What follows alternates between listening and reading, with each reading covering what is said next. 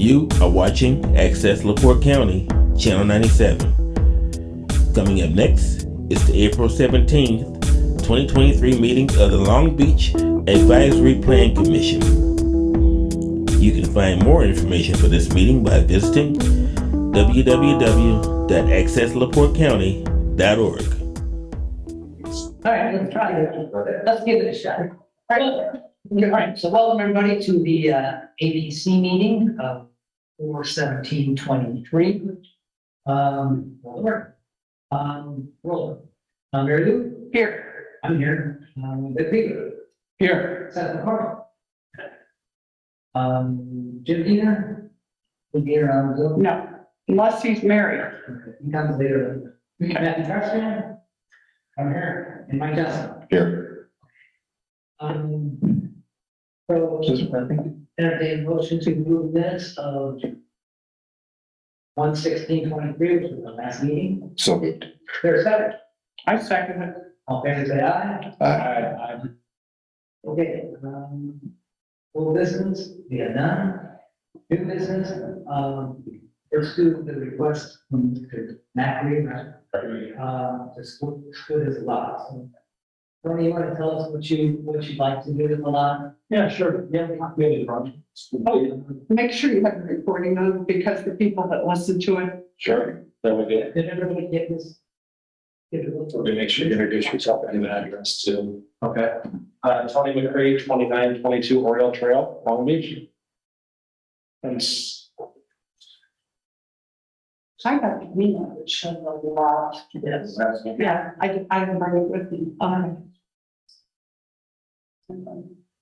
so the request is,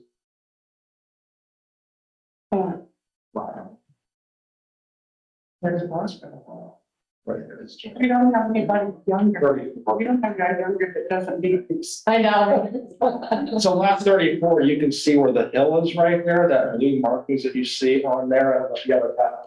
There's. Yeah, it'd be great if we could, do you have any more? Just, Well, there's been about 3 large copies that we dropped out. understood. We appreciate you bringing some extras. That's great. Thank you. Thank you very much.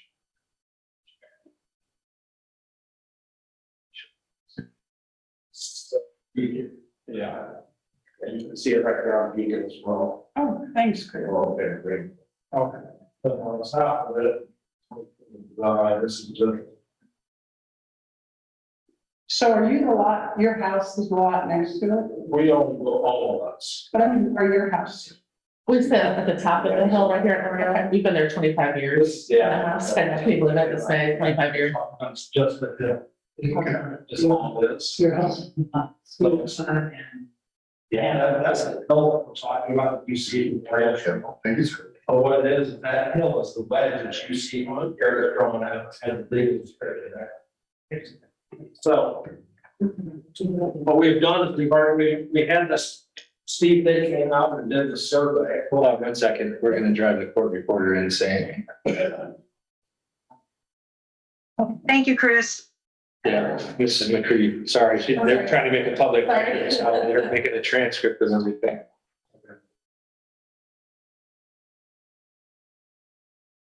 Legal discretion of those looking at that. Each one of those for you. There's the legal discretion. These, this is part, they're these two lots, 33 and. We're right here at Oriole Trail when you come up the top, when you come up from Moore Road, when you come up where the lot was. It's all Madison. And some of the lot was, we live at the top of that, you come up further. We've been there 3 Yeah, right where it gets dangerous coming over. That's exactly, yeah, you got it. Yeah, that's why we're gonna. But you can't realize. That's the white. I'm straight. Yeah. Very good. Thank you. And so what we would like to do is we own the lot up on top, and then we own everything that was down below. We subdivided down below into 2 parcels, and before it came in front of you last year with the Hansons who have built their house, and that's the blue house that's right next to it, correct? And then what we have to do is take the half of the lot that we had sold to them, the full lot that you see represented right in front of you, and then the wedge off of the other one, and combine those three into one buildable lot. It's already a buildable lot before, but we're just going to expand it. Now, what that leaves us on top of the hill, we're still conforming. We need 12,000 square feet to conform here. We'll still have 21,000 plus square feet on top. 10-foot side yard setbacks is what we have in here. And as you can see on that setback, that we're at 10 feet, 3 inches. Purpose of this is we want to control the hill. We want to landscape the hill, have a better streetscape from the outside, put a fence up over the top, and then just have features that come down to the new property that we're going to build on in the future. You're gonna be building on it. Yeah, We're next to where they. Yeah, our plans are essentially, they'll be done and they'll be presented probably in the next 2 months. And then you'll own both houses. Yes, correct. That's correct. The new building will be on 35. It'll be 35, half of 36, because we still have, that's still ours. So we have to combine that to 35, and then that, 34 will all be part of this property. Correct. And then with that new design, that meets all the conforming 35, 60 bags and everything else. So we don't have to ask for any variances. So not creating any non-conforming properties. Right. And Are we're certain, how's lot coverage? Lot coverage is good. Under 35 or under on your Yeah. current home? Well, no, I don't think 30, I'd have to do that again, but that was done before. I think you did that in 2016. Am I correct on the 35-65 split? It was 2016, I believe, is when that was put into place. Our remodel down there was 2014 is when we did that. Or you had one way or the other where there was a variance, so that already exists. So we didn't have a variance, it was grandfathered, no variance. So we do have It was conforming at the time. coverage that's, right, it's not conforming that exists, so you're not creating another non-conformance, because it already doesn't conform. Correct. Actually, what we're actually doing is reducing the buildable lots in Long Beach from now 3 to 2 that we had. Probably increasing lot coverage if you take that parcel by definition. if you take that wedge out, and your house is not sitting on those 2 lots. Your house has to come 105% of that. Except it already does. It already does. It's already out of compliance. That's the discussion we're having. So it's not creating a non-conformance, it's already non-conforming. It's increasing. Coverage of maybe going from 36 to 40. You know, that whole, just as you guys ponder some of these things, this is a good example of, I've mentioned some of you are newer to this plan commission, how antiquated your subdivision ordinance, it's from 1970. And everybody else, the municipalities, you just haven't had it, or in the past, people have run roughshod, right? It's just done what they want to do, splits. In recent handful of years, just like the McCrees are coming here doing the right thing, asking for permission versus forgiveness, and the county has also cooperated in not reporting these things. I can tell you that they inquired long ago of how's the right way to do this. In the future, this is food for thought, is that you need to consider having an administrative subdivision and a minor subdivision in addition to a major. This current ordinance is outdated and it only applies to major subdivisions, of which they are platted in the Elysian subdivision, and it's, like I said, it's old. This code is old. So you have made exceptions in the past. It's in terms of whether this is apples to other things that have been done. I can't speak to that. You know, the process is get approved here, get approval by the town council.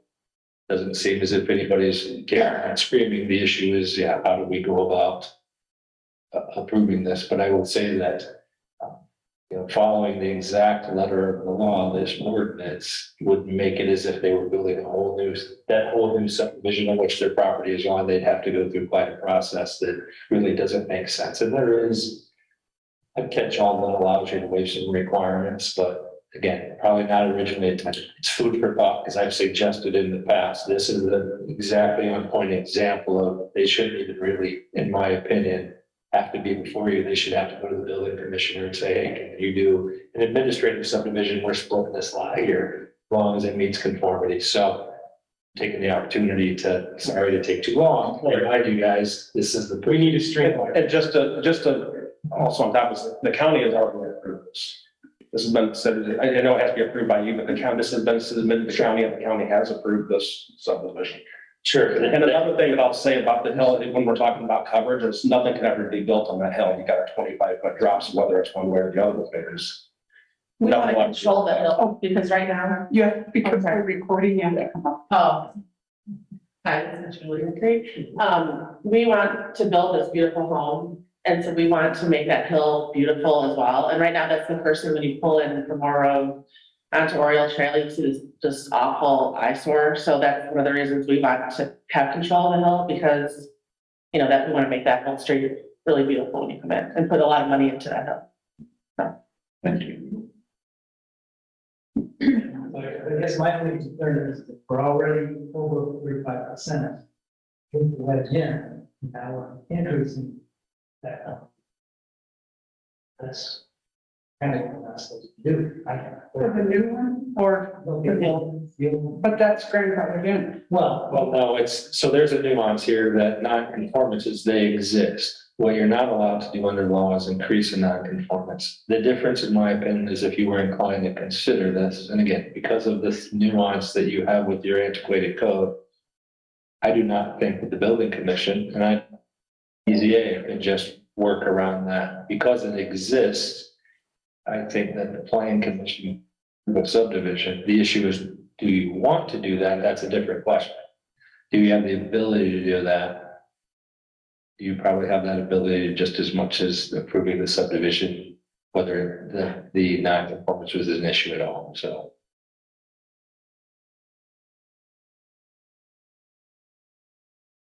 any other questions? I don't.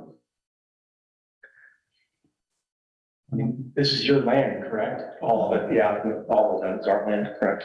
Top of the hill, bottom of the hill, the wedge, everything. This has nothing to do with what we're talking about has nothing to do with what you're going to build. I mean, this is about the sliver. It's making two buildable parcels, and they own them all, they don't, it's not all under common ownership, but they're the owners. We're actually reducing it we reduced that lot from 3 buildable lots to 2 buildable lots. So to say what our lot coverage is there's more green space.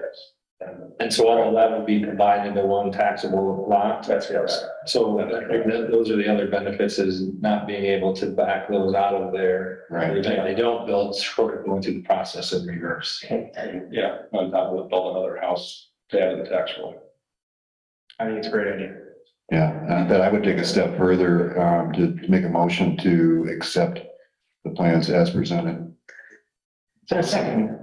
I second it. And just for discussion on that, take it to making a recommendation to the town council to approve, because it is a two-step process. So at the next. Thank you. Yes. All right, so all in favor, say aye. Aye. All opposed, I gotta be opposed, just because, again, that lot coverage, that concerns me. I'm on the building commission, and the building commission, everything's black and white. It's like, not a lot of room to compromise in the building commission. That's just, and, you know, I apologize for that, but that's the way I view things. But anyway, it passed. Yeah. 4-1, so, congratulations. All right, appreciate it. Thank you. Thank you. Appreciate it. Great. If you guys want to leave, you're certainly welcome. If you don't need anything, let's talk about 5%. The second Monday of the month. We'll cover that, or, You might want it just Yeah. to be able to reference to say it again. okay, the second, in 2 weeks, or, Second Monday of the month. Second Monday of the month. all right. Thanks. Cheers. Okay, so the next issue is this issue of fines. Fines. Okay, I got I think I sent everybody an email about that. Yeah. So the concern is this, is that, in our ordinances, fines are kind of a mess. They're not very consistent throughout. And there's fine section in section 150, which is the building code. There's fine section in the 151, which is permits and registration section. There's fines in the 154, which is zoning, which is our, that's the detail of the zoning code. There's fines in the flood hazard, and there's fines in the water runoff area, which is kind of FEMA stuff. But really, we just deal with zoning. But again, I think, and Chris and I have talked about this, we want to try and make the fines consistent throughout. Not necessarily the same throughout, but at least well defined, so that nobody can say, you find him $100 and you find him $500. you don't like me now, maybe, but that's not allowed. So we are seeing more and more of these fines lately for lack of registration. That's the big one. And that's the reason for that sign on Jessica, that nobody seems to like the looks of it, but it is accomplishing what it's supposed to do. It's at least telling people they're supposed to register. And also, we're seeing more and more of them, we don't want everybody to be picked on. Registration, you know, it's important because it's important that people who hire contractors know that they've been vetted by the town. They're registered, that they have insurance, that they have disability insurance for the people who work for them, workman's comp and stuff. You know, in Chicago, people, as far as the permits, in Chicago, people build things and they hope they can get away with it. And if they get caught, then they pay a small fine and then they get registered and get a permit. But I don't think we're going to do things that way here. I think we want everybody following the rules. And again, this vetting is important. You know, it's going to be impossible for our building inspector to just cruise all over town and look for building that's going on that's illegal. It's just, you know, it's just not practical for them to do it. The other way we find out about these things is the neighbors rat out people. And again, I don't know that we want to have ratting people out. It'd be good if people just follow the rules. So what I'd like to suggest is that we try to make these fines all consistent.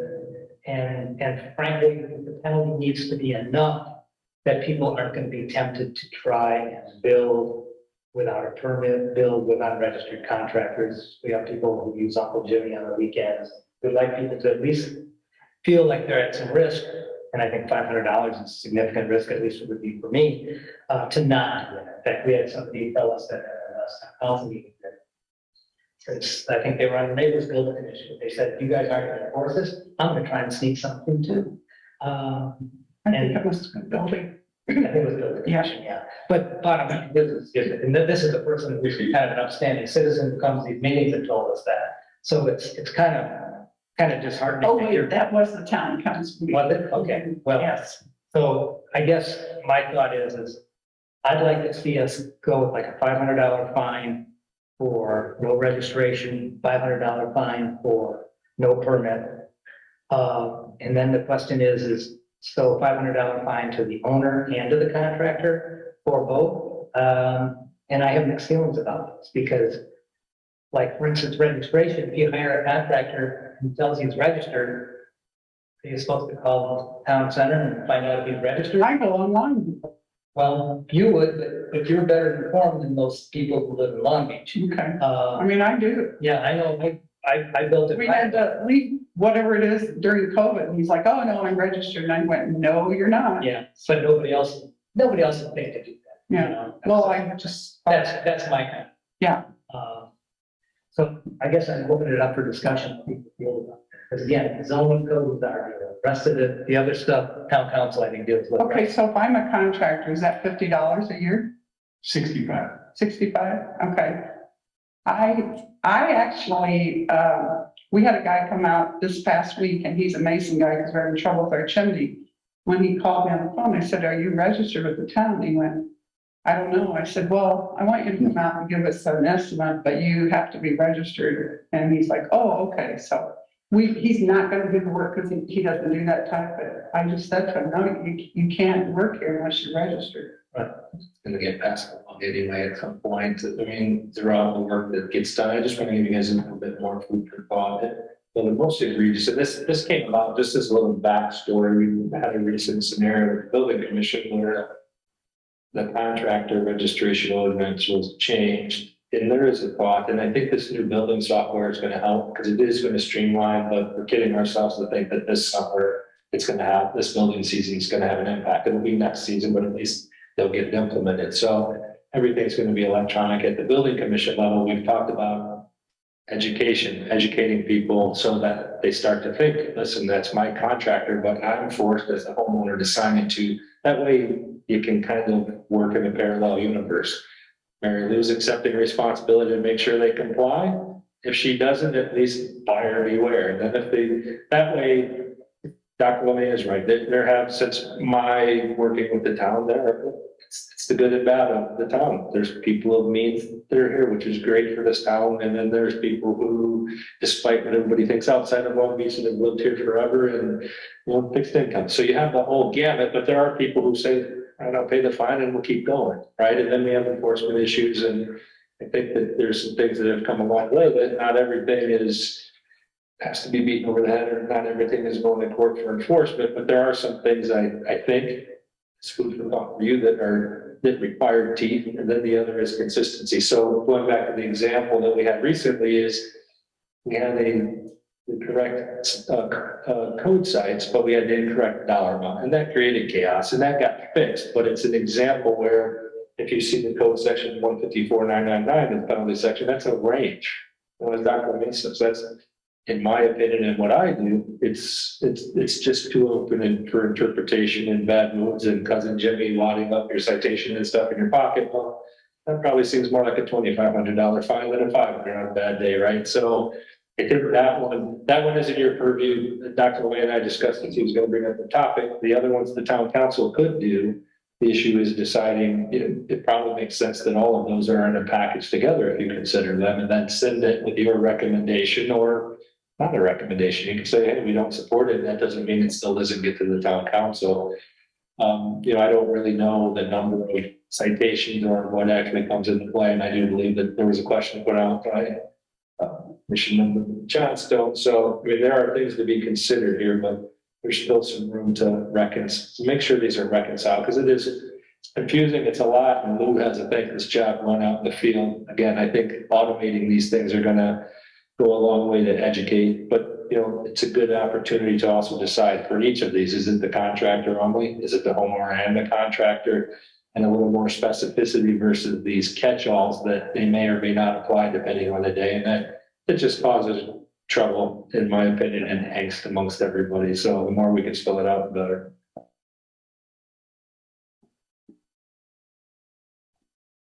I thought, I really like the idea of putting it on the homeowner in a way, because it'll fix itself. Yeah, Right. If contractors want to do work around here, if people start saying, hey, are you ready? They'll do it, you know, and then it'll prod them to do that instead of, you know, butting heads with them, right. trying to find and catch them. That's not. Yeah, no, I agree. But well, I guess, you know, we've got a certain, here's my thought, we have a certain number of homeowners that get assistance. They try to get away all the time. And then we've got other homeowners who just don't know that that's a question needs to be asked. And I guess hitting a homeowner who doesn't understand the $500 fine seems a little harsh. That's my Don't we have the decision-making process though, where we could actually say, we can make an individual decision on that particular case? Well, here's the food for thought though, as this new system, and I don't disagree, I'm just giving you food for thought with the new software. And in between then the paper, you know, Larry suggested some changes to this process. And the problem is by the time it's really cycled through, again, I think you're looking at next year really enforcing these, but I think that if the software is built to where you require the homeowner input, checking a box, then doing an electronic signature in addition, that might address that. But yeah, you're right. There's some people who don't have a clue that someone tells them on license and they say, hey, check here. And they have their laptop or their iPad and they're just going to do it. So I don't know. You guys have to weigh that.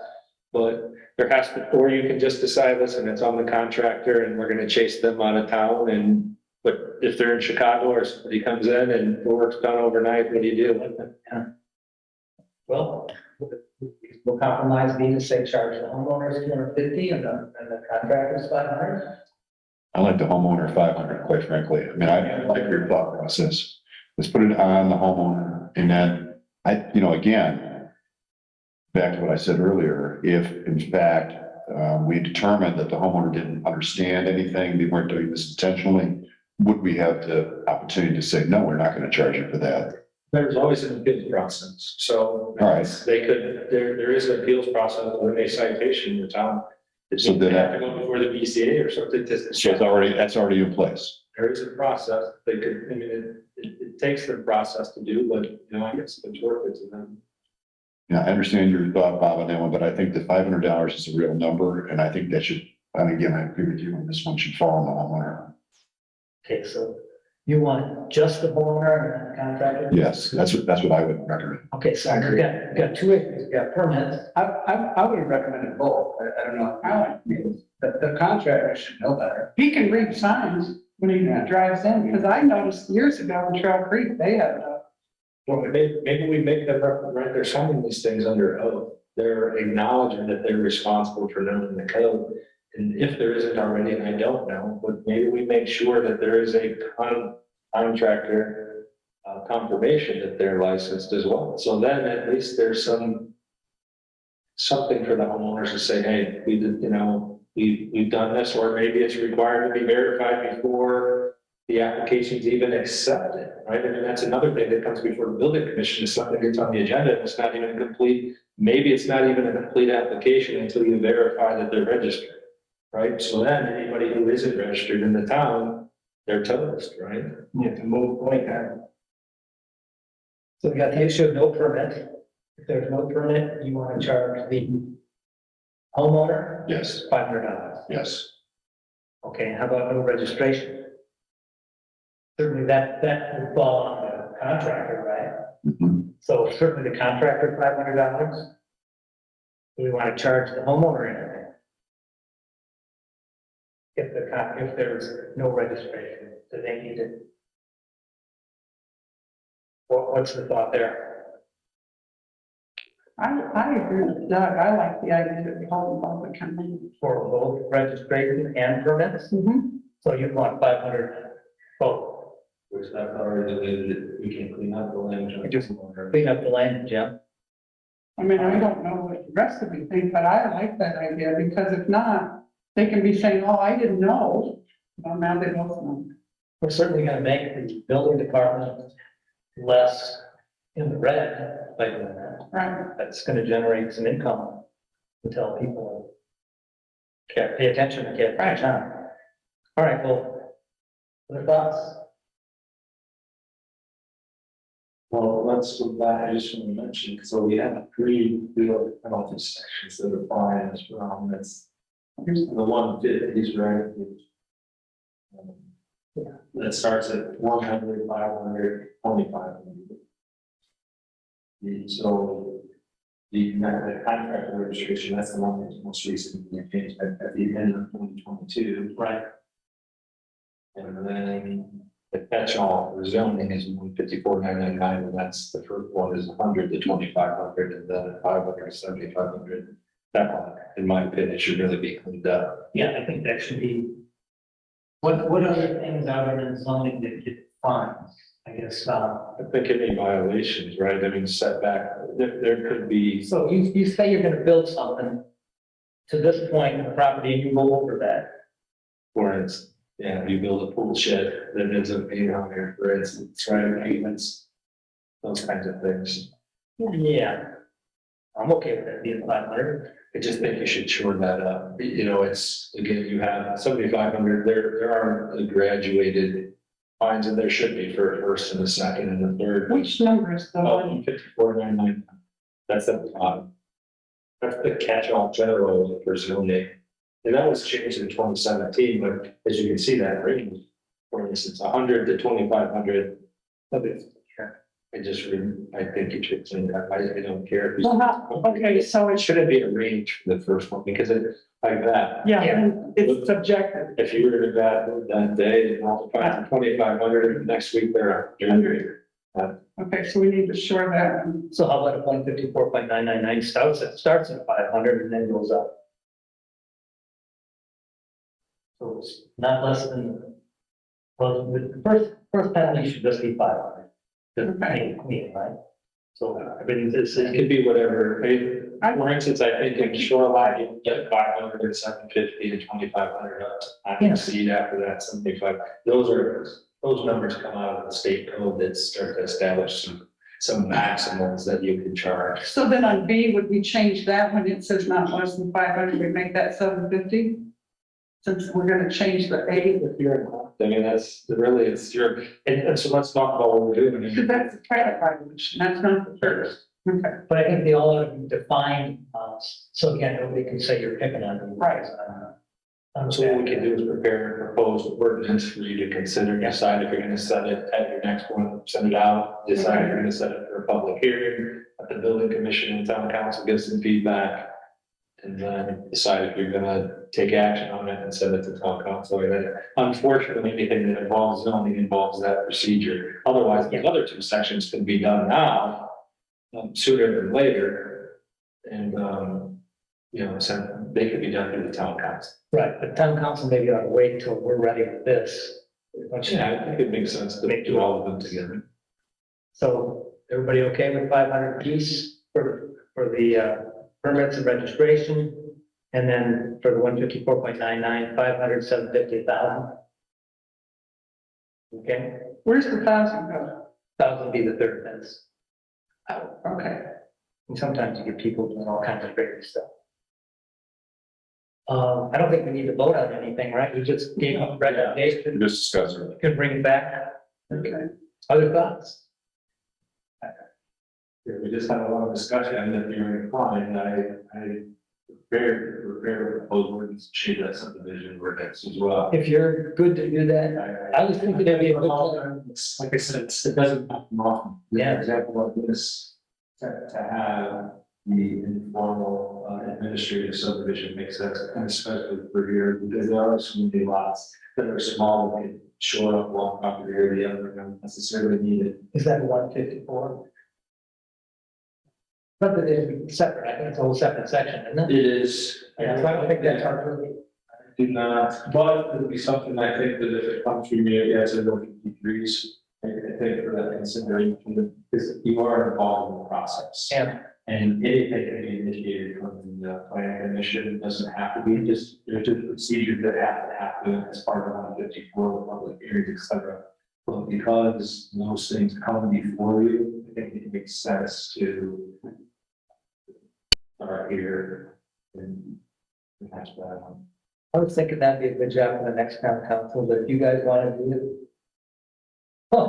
You know, help. It's okay. All right, cool. Got anything else to talk about tonight? Well, we should, there's a few people here who want to have, Public comments, yep, I'm sorry. Yeah, no, any public comments on Zoom? Closing matters, our next meeting will be 5/15/23. I'll entertain a motion to adjourn. So moved. Is there a second? I second it. All in favor, say aye. Aye.